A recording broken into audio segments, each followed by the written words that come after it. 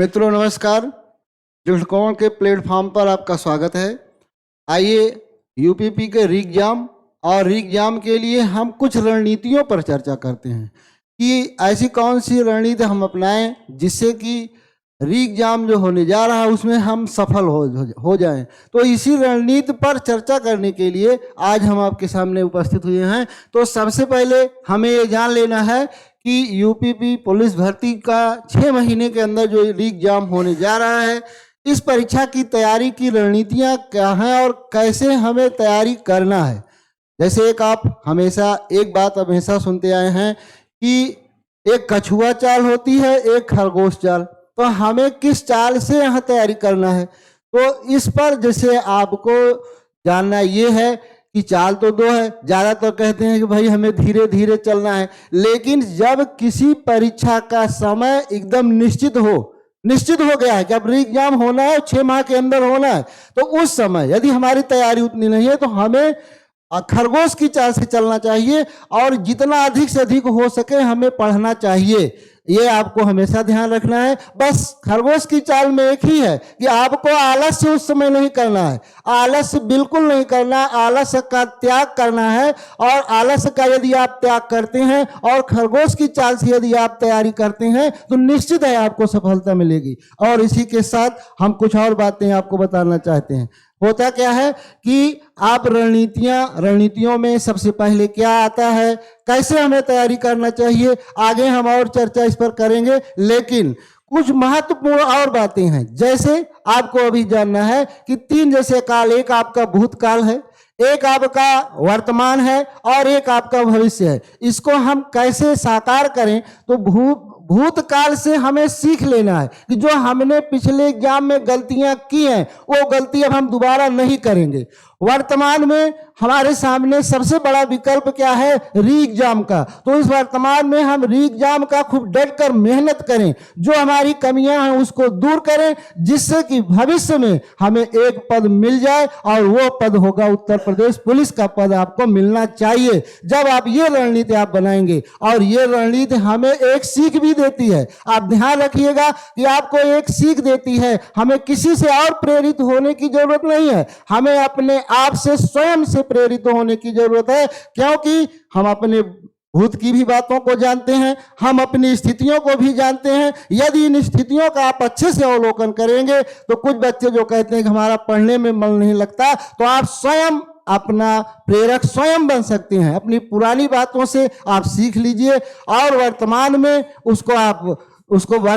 उसको आगे लाइए कि हमने जो पिछली गलतियां की हैं या जो हमारी स्थिति जो पहले की है उसको वर्तमान में हमें और अच्छा बनाना है और भविष्य और अच्छा हो जाए। जब आपका वर्तमान में अच्छा होगा तो भविष्य भी आपका क्या होगा, अच्छा होगा। क्योंकि उस समय आपके पास एक पद होगा, तब एक पद होने के बाद फिर आप अन्य पद के लिए आगे बढ़ सकते हैं। आइए इन्हीं रणनीतियों को हम जानते हैं कि आगे हमारी क्या रणनीति है। तो ये है आपका, जैसे कि आपका 6 महीने में सिलेक्शन वाली रणनीति। तो सिलेक्शन वाली रणनीति को हम कैसे करते हैं, तो यहाँ रणनीति पर थोड़ा सा जैसे हम आपसे बात ये करते हैं कि कोई भी एग्जाम आप देने जा रहे हैं, कोई भी एग्जाम की आप तैयारी करने जा रहे हैं, तो सबसे पहले उस एग्जाम का आपको सिलेबस पता होना चाहिए।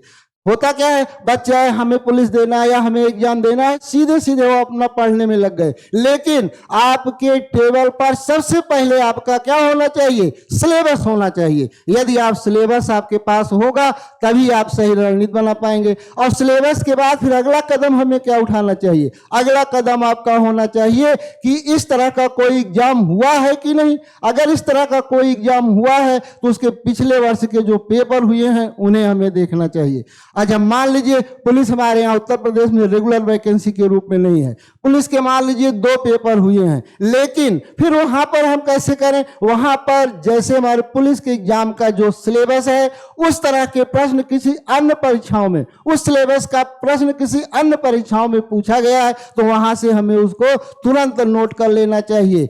और इस तरह से जब आप तैयारी करते हैं तभी आप सफल होते हैं। बहुत मान लीजिए ये भीड़ है तो इतनी रणनीति ही आपको आपको सबसे पहले भीड़ से अलग कर देती है। आप सबसे अब क्या हो गए, अलग हो गए, और फिर उसी पर आप अगर डट के खूब मेहनत कर देते हैं तो आपको निश्चित रूप से एक पद मिल जाता है। तो चलिए हम उसी कड़ी को आगे बढ़ाते हैं। सबसे पहले हम अपना देखते हैं सिलेबस कि इस हमारे यूपीपी का सिलेबस क्या है। वैसे आप देखे होंगे, एक बार एग्जाम आप दे चुके हैं, लेकिन फिर भी आपको अब नई तैयारी, री एग्जाम की तैयारी करना है, तो एक बार आप अपने सिलेबस को फिर से देखिए। और सिलेबस में जैसे आपका दिया गया है जनरल नॉलेज यानी सामान्य ज्ञान और सामान्य अध्ययन।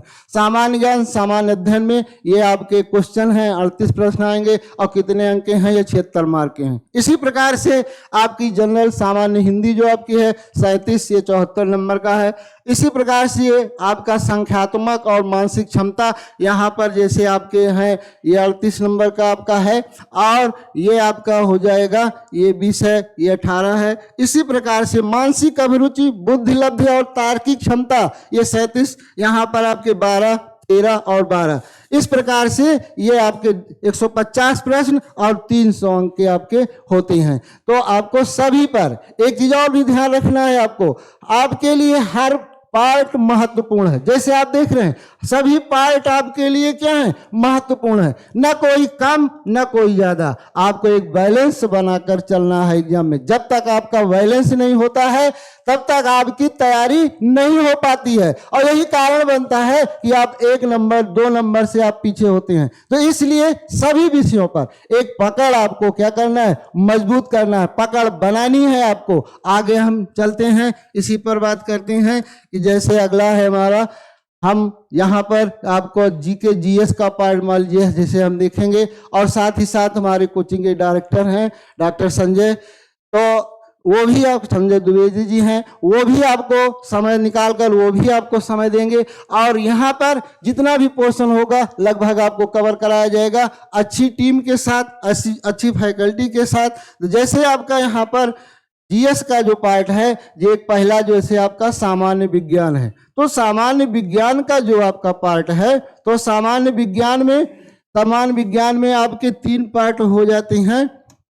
तो सामान्य विज्ञान में जैसे आपका है, तो एक सामान्य विज्ञान में आपका मान लीजिए जैसे फिजिक्स है, एक आपका जैसे आपका मान लीजिए केमिस्ट्री है, और इसी प्रकार से एक आपका बायोलॉजी है। तो बायोलॉजी में 2 होंगे, एक जूलॉजी होगा और एक आपका क्या होगा, बॉटनी होगा। तो यहाँ पर ये हमें जानना है कि प्रश्न कहाँ से ज्यादा पूछते हैं। जैसे आप एग्जाम दिए और देखे भी होंगे, जो भी प्रश्न आपके आए हैं वो जंतु विज्ञान से या बायोलॉजी से प्रश्न ज्यादा आते हैं, और साथ ही साथ एक आध प्रश्न आपके इससे भी हो जाएंगे फिजिक्स से, और एक आध प्रश्न आपके केमिस्ट्री से भी पूछे जाएंगे।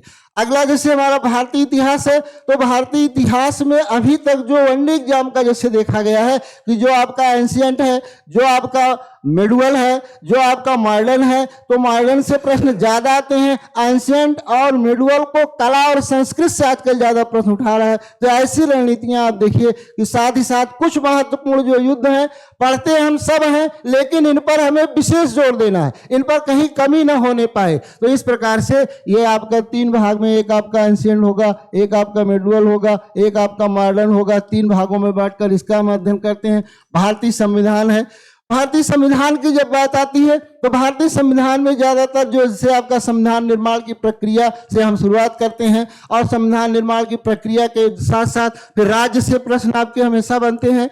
राज्य के बाद फिर आपके मूल अधिकार हैं, नीति निर्देशक तत्व हैं, और फिर उसके बाद आपका संसद तक खूब प्रश्न आपके बनते हैं, और संसद के बाद राज्य विधानसभा से कम प्रश्न आते हैं। फिर आपका हो गया ग्राम पंचायत, नगर पंचायत, और यहाँ पर हम उत्तर प्रदेश पुलिस, यहाँ पर विभिन्न जो आपके आयोग बने हुए हैं, जैसे SC/ST आयोग है, आपका पिछड़ा आयोग है, महिला आयोग है, मानवाधिकार आयोग है। इन सब से आपके प्रश्न जो है मानवाधिकार अलग से आपका सिलेबस में भी दिया गया है। तो आइए हम चलते हैं, अगला है भारतीय अर्थव्यवस्था, वाणिज्य और व्यापार। तो अर्थव्यवस्था के अंतर्गत हम वाणिज्य व्यापार, जैसे आपका है आयात निर्यात, भुगतान संतुलन, मुद्रास्फीति, इस सब का हम अध्ययन अलग से आपका एक पार्ट, जबकि ये पार्ट आपका हम भूगोल के अंतर्गत भी पढ़ लेते हैं कृषि का, लेकिन यहाँ पर भारतीय कृषि अलग से दिया गया है। तो भारतीय कृषि के बारे में भारतीय कृषि के बारे में जो है यहाँ पर हम देखेंगे। तो जैसे आपका है अगला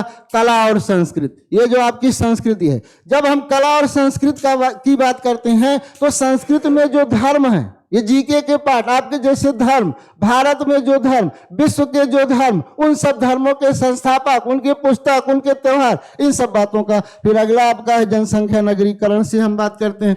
पर्यावरण भी आपका भूगोल के ही अंतर्गत आ जाता है। काफी पार्ट जो अजैविक घटक का भूगोल से ही हो जाता है, कुछ जो बचता है जैविक घटक, कुछ आपका जंतु विज्ञान वनस्पति विज्ञान से हो जाता है, और कुछ पार्ट जो हैं आपके अलग से आपको पढ़ा दिए जाते हैं। ये भूगोल में दो भाग में बटा हुआ है, एक आपका विश्व का भूगोल है और एक आपका भारत का भूगोल है। तो यहाँ पर ज्यादा जो प्रश्न आपके बनते हैं भारत के भूगोल से प्रश्न बनते हैं, ये हमें ध्यान रखना है। और अगला है प्राकृतिक संसाधन, ये भी प्राकृतिक संसाधन हम खनिज है, मृदा है, वन है, इन सब को हम भूगोल के अंतर्गत अध्ययन कर लेते हैं। तो चलिए आगे हम बढ़ते हैं इसी प्रकार से। अगला है उत्तर प्रदेश स्पेशल भी है। उत्तर प्रदेश की संस्कृति है, सामाजिक प्रथाएं हैं, विशिष्ट जानकारियां, राजस्व भी है, पुलिस प्रशासन। ये जो पुलिस प्रशासन का जो ये आपका पुलिस और सामान्य प्रशासनिक व्यवस्था, जैसे आप देखें कि इसमें प्रश्न भी आपका आया, और यहाँ पर हम जैसे इसको हम रीजनिंग के अंतर्गत भी देखते हैं। प्रशासनिक में ये आपकी अभिरुचि टाइप जो आपका है वहां से आपका ये कवर हो जाएगा, साथ ही साथ जीएस से भी आपका कवर होगा। और अगला जो आपका भी हमने मानवाधिकार आपको बताया गया कि मानवाधिकार आयोग है, और राष्ट्रीय अंतर्राष्ट्रीय इन सब पर जो है आपकी चर्चा होगी। और इसी प्रकार से अगला ये आपका आंतरिक सुरक्षा और आतंकवाद है। आंतरिक सुरक्षा के जितने भी आपके संगठन हैं उन सब से प्रश्न आपके पूछे जाएंगे। भारत और उसके पड़ोसी देशों के बीच संबंध, आजकल इस पर खूब प्रश्न, इस एग्जाम में भी आप देखे होंगे कि करंट से भी यहाँ से प्रश्न उठाए गए, और साथ ही साथ एक दो प्रश्न यहाँ पर उस तरह भी आपसे भारत के पड़ोसी देश आंतरिक सुरक्षा पर भी आपके यहाँ पर प्रश्न आपकी खूब पूछा गया।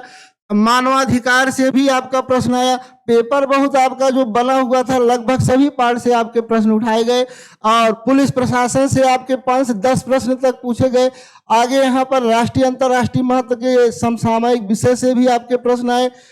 राष्ट्रीय अंतर्राष्ट्रीय संगठन से भी आपके प्रश्न उठाए गए। विमुद्रीकरण, यहाँ पर ये हमें जानना है कि जैसे आप सामान्य रूप से हम कह सकते हैं कि नोटबंदी आपकी होती है, तो मुद्रा भी पूरा हमें पढ़ना है कि M1 M2 जो अभी की मुद्राएं हैं, मुद्रा और बैंकिंग का पार्ट, साथ ही साथ कब कब विमुद्रीकरण किया गया, इन सब के बारे में यहाँ पर हमें जानना है। चलिए आगे देखते हैं। जीएस में अगला जो आपका पार्ट है ये साइबर क्राइम। आजकल बहुत आप देखते होंगे, पता चला कि आपके पास मैसेज आया, एक कॉल आया, और आपने अपना थोड़ा सा कुछ भी जानकारी आप दिए कि तुरंत आपके अकाउंट से पैसा क्या हो गया, चला गया। जैसे साइबर क्राइम और इनके लिए कौन कौन से नियम सरकार बनाई है, इन सब से प्रश्न आपके क्या हैं पूछे गए हैं। और लगातार देखिए इस एग्जाम में देखेंगे चारों सेट में आपके प्रश्न इससे आपको मिले। वस्तु एवं सेवा कर, यानी एक देश एक कर की व्यवस्था जो जीएसटी है उसको अलग से दे दिया गया, जबकि ये आपका अर्थशास्त्र के अंतर्गत इसको हम कवर करते हैं, जहां पर प्रत्यक्ष अप्रत्यक्ष कर, और उसी के अंतर्गत हम जीएसटी भी पढ़ लेते हैं, वस्तु एवं सेवा कर। अगला है पुरस्कार एवं सम्मान। पुरस्कार और सम्मान से भी आपके प्रश्न, देश, राजधानियां और मुद्राएं, या ये पार्ट आपको देखिए 2 जगह मिलेगा। एक आपका ये जीके जीएस जीके वाली क्लास में भी मिल जाएगा, और साथ ही साथ ये आपकी रीजनिंग की भी क्लास में मिल जाएगी। जैसे आपका सादृश्यता एक चैप्टर आपका रीजनिंग का है, और जिसे नॉलॉजी कहा गया, तो वहां पर भी आपको ये मिलेगा। तो 2 जगह से आपको ये 2 जगह काम करेगा। और एनोलॉजी से भी आपके प्रश्न आए, 2 प्रश्न रीजनिंग में भी थे, साथ ही साथ इसी प्रकार से जीएस में भी, यानी इसको अगर आप मजबूत करते हैं तो आपके 4 प्रश्न तैयार हो जाते हैं। तो यहाँ ध्यान रखना है आपको। फिर महत्वपूर्ण दिवस है, दिवस से भी 1-2 प्रश्न हम हर उसमें चैप्टर में देखा गया, हर पेपर में आपका देखा गया। अनुसंधान खोज से भी आपके प्रश्न आए। पुस्तक और लेखक आप पढ़ती हैं तो यहाँ पर जो पुरानी पुस्तक है हिंदी के कुछ पार्ट आपको कवर कराएंगे। हिंदी वाले जो टीचर होंगे ये पुरानी पुस्तकों को बताएंगे, और कुछ जो नवीन पुस्तक हैं, नई पुस्तकें हैं, वो आपको करंट में पढ़ाया जाएगा। ये सबसे ज़्यादा ये इस एग्जाम में चारों सेट में देखा गया सोशल मीडिया कम्युनिकेशन का। सोशल मीडिया जो आप देखते हैं, सोशल मीडिया कम्युनिकेशन कैसे संचार व्यवस्था है, कब से इसकी सूचना संचार की क्रांति कब से शुरू हुई, किसका योगदान, इसी में हम उपग्रह भी देखते हैं, ये सभी इसके अंतर्गत आएगा। तो ये था जीएस का पार्ट, ये जीएस का पार्ट था और जीएस के बारे में आपको ये बताया गया कि इतनी चीजें हैं और हमारी बातों को आप ध्यान दीजिएगा। और निश्चित है, अगर जिस रणनीति की हमने चर्चा किया कि आप पहले सिलेबस देखिए, फिर आप पहले के पेपर देखिए, जो विषय आपका, जो टॉपिक आपके सिलेबस में है उससे संबंधित कहीं भी प्रश्न आपको मिल रहा है उनको आप सॉल्व करिए, या उस तरह के प्रश्न आपके किसी एग्जाम में आते हो तो वहां से आप उनको चुराइए, लीजिए। और नहीं तो हम लोग यहाँ अपनी पूरी टीम के साथ आपको ऐसी ही तैयारी कराने के लिए एकदम तत्पर हैं, आपको सफलता दिलाने के लिए।